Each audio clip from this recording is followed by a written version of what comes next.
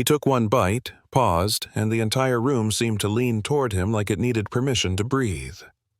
That was the moment I realized my life was about to split clean in two before this bite and after it, and yeah, I know that sounds dramatic, but if you've ever been invisible long enough, you learn to recognize the second someone finally sees you. Most people in that restaurant didn't even know my name. To them, I was just the girl refilling water glasses, wiping fingerprints off polished wood, apologizing for things that weren't my fault. I worked at a place called Bellmark, a so-called fine dining spot tucked into downtown Seattle, all marble counters and quiet arrogance. To the guests, it was luxury. To me, it was rent money barely. I was 27, tired in a way sleep doesn't fix, and doing my best not to remember who I used to be. Because once upon a time, I wasn't a server. I was a chef, a real one. I ran a small kitchen with my mom back in Portland. We cooked honest food, nothing fancy, just dishes that made people slow down and smile. Then a grease fire took the place out. Insurance didn't pay. Debt piled up. My mom got sick. I took whatever work I could find. Somewhere along the way, I stopped correcting people when they assumed I was just a waitress. It was easier to disappear than explain failure. At Bellmark, the kitchen was ruled by a man named Victor Hale. He wore his ego like a second coat, loud, heavy, impossible to ignore. He liked to remind everyone that he trained in Paris, that he was wasted on a city like this, that genius was rarely appreciated in its own time. What he really was, though, was cruel. He yelled, belittled, took credit for other people's work, and made sure anyone with real talent either fell in line or left. I stayed because I had nowhere else to go. That night started like every other. Victor, barking orders, plates flying, servers dodging insults like rain. Then the front door opened and the temperature shifted. You could feel it. A man walked in wearing a simple dark jacket. Nothing flashy, but the staff stiffened anyway. That was Marcus Rowe, tech investor, food obsessive, the kind of guy who quietly funds restaurants just to see if they deserve to exist. He didn't announce himself. He didn't need to. The manager nearly tripped rushing to greet him. Marcus waved him off, eyes already scanning the room, then the kitchen doors. He wasn't here for atmosphere. He was here for something specific. He asked one question, calm and sharp, like he already knew the answer. "I heard you're serving black garlic barley tonight. Is it the original method?" My stomach dropped. That dish was a legacy recipe. It wasn't public. Victor had slapped it on the menu 2 weeks earlier, bragging about how he'd elevated it. I knew he hadn't. I knew exactly how wrong it was. When Marcus ordered it and said almost casually that he'd be reconsidering his investments depending on the result, the kitchen went dead silent. Victor panicked. You could hear it in the way he moved fast and sloppy. Wrong grain. Too much oil. Store-bought stock that had been sitting too long. Every instinct in me screamed. This wasn't just bad cooking. This was disrespect. And when people like Marcus Rowe feel disrespected, they don't complain. They erase you. I told myself to stay quiet. I needed this job.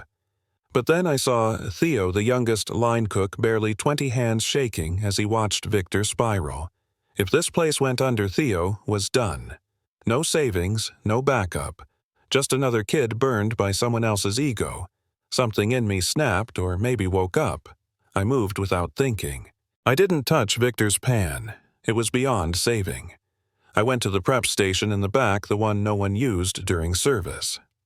Earlier that day, I'd made a small pot of mushroom stock for staff meal because I couldn't stand eating the greasy leftovers Victor allowed us. I grabbed a clean pan, turned the heat up, added shallots, barley, garlic I'd fermented myself weeks ago.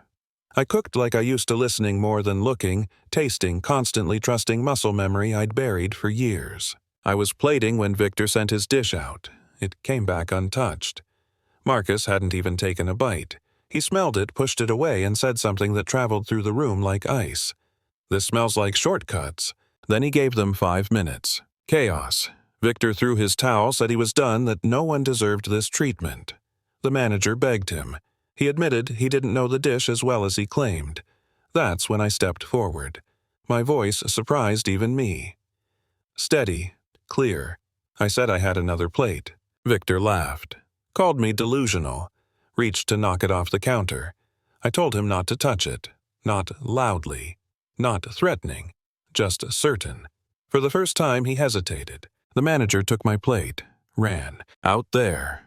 Marcus Rowe inhaled, closed his eyes, took one bite. That was the silence. He finished the plate slowly, deliberately, like he was remembering something. When he asked who made it, the manager lied. Said Victor. Marcus shook his head.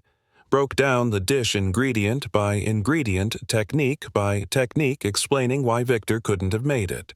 Then he asked again louder, "Who cooked this?" They brought me out. Apron stained. Hair pulled back too tight. Shoes scuffed. People stared. Someone snorted. Marcus didn't look at any of that. He looked at my hands, the small burn scars you only get from long hours over real heat. He asked my name. I told him. He asked my role. I told him the truth. Victor tried to interrupt. Marcus shut him down with a glance. He asked me questions, real ones. Why barley instead of rice? Why finish with lemon peel, not juice? I answered. Victor couldn't. Marcus fired him on the spot. Then he did something I didn't expect. He told the room he was closing the restaurant for the night, paying everyone. And he challenged me. 1 hour, 3 courses, whatever ingredients I could find. If I impressed him, he'd back me. Clear my debts. Give me a real chance. If not, I'd walk away and never cook again. I said yes. The power went out halfway through. No joke. Phones became flashlights. Gas burners only. Sweaty, chaotic, beautiful. We cooked with scraps Victor had rejected. Bent carrots, bruised tomatoes. Pork shoulder he called peasant food. We turned it into something alive. I led without yelling. Everyone moved with purpose. For the first time, the kitchen felt like a team. Marcus ate in candlelight. No distractions, just food and silence. When he stood, he didn't clap or smile big. He said, "You cooked like someone who has nothing left to lose." That was enough. A year later, we opened a new place. New name, new rules, no shortcuts, no screaming. Theo became my sous chef. Marcus came often, never announced. Sometimes he'd ask the same question, smiling this time. Who made this? And I'd answer without shrinking, without apology. I did. So, here's what I want to know. If you were in that room watching someone get dismissed, talked over, underestimated, would you have stayed quiet? Or would you have risked everything for one honest moment? Drop your thoughts in the comments. I want to hear them.